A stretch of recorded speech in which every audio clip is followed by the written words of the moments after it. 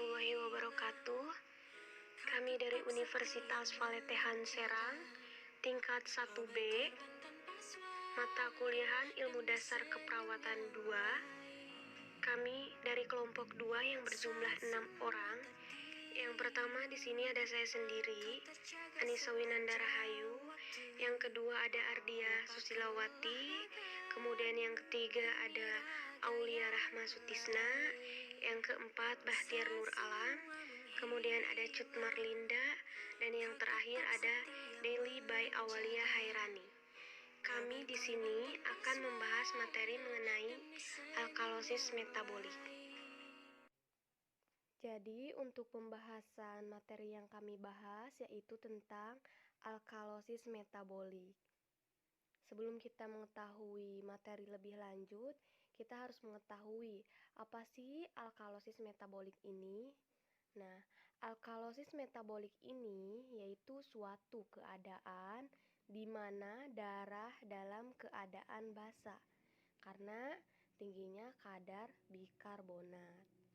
Nah, alkalosis metabolik ini terjadi jika tubuh kehilangan terlalu banyak asam.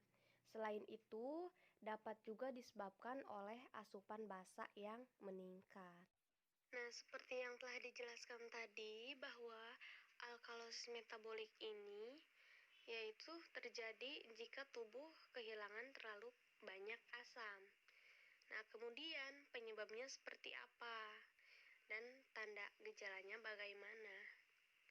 Penyebab umumnya ini yang terjadi yaitu muntah berkepanjangan, hipovolemia, kemudian penggunaan obat golongan diuretik, dan hipokalemia.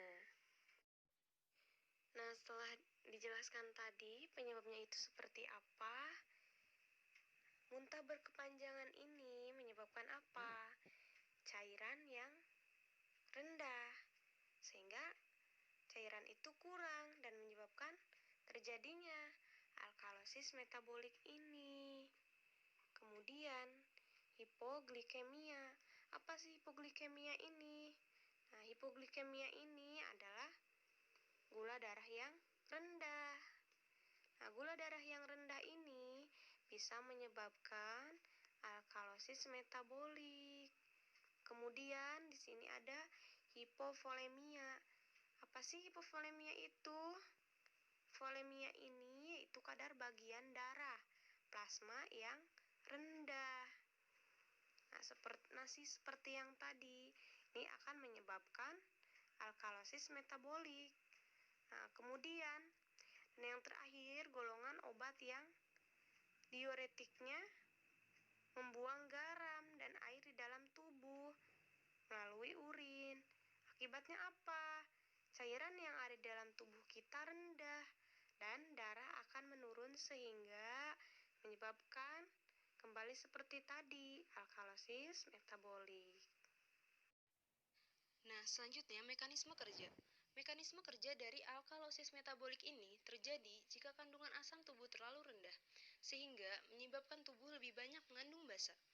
Kondisi ini dapat disebabkan karena muntah yang berlebihan dan berkepanjangan, hingga kehilangan elektrolitnya, terutama pada klorida dan kalium.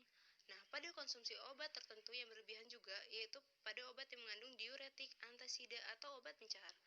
Nah, pada penyakit kelenjar adrenal, pada konsumsi bikarbonat, serta kecanduan alkohol. Pencegahan alkalosis. Upaya pencegahan yang bisa dilakukan adalah mengurangi risiko berkembangnya alkalosis. Pengurangan risiko tersebut dapat ditempuh dengan cara menerapkan pola makan yang sehat, terutama makanan yang tinggi kalium, guna mencegah kekurangan elektrolit.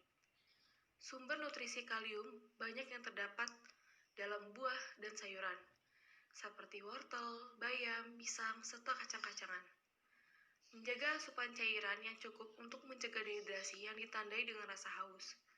Dehidrasi dapat membuat tubuh kehilangan banyak elektrolit dalam waktu yang cepat. Beberapa upaya yang dapat dilakukan untuk mencegah dehidrasi adalah minum 8 hingga 10 gelas setiap harinya, dan biasakan untuk minum sebelum, sesudah, atau pada saat berolahraga. Kendati perlu cukup minum. Nah, kemudian Pengobatan alkalosis metabolik ini diatasi dengan pemberian cairan dan elektrolit, contohnya natrium dan kalium. Pada kasus yang berat, diberikan amonium klorida secara intravena. Intravena itu adalah lewat pembuluh darah. Nah, kemudian pengobatan. Diagnosis. Diagnosis terhadap penyakit ini bertujuan untuk melihat kesesuaian gejala yang dialami penderita. Gejala yang dialami penderita adalah sama dengan pertanda khas yang menjadi ciri penyakit ini. Selain itu, diagnosis juga dapat dilakukan untuk melihat penyebab dan tingkatan penyakit yang akan berpengaruh kepada jenis pengobatan yang akan dipilih nantinya. Adapun diagnosis ini dilakukan dengan berbagai pemeriksaan fisik yang dilakukan pada daerah tubuh penderita yang terkena penyakit. Khusus untuk penyakit ini, metode diagnosis yang dilakukan adalah dengan pemeriksaan darah pada arteri yang tujuannya untuk melihat keadaan darah yang basah.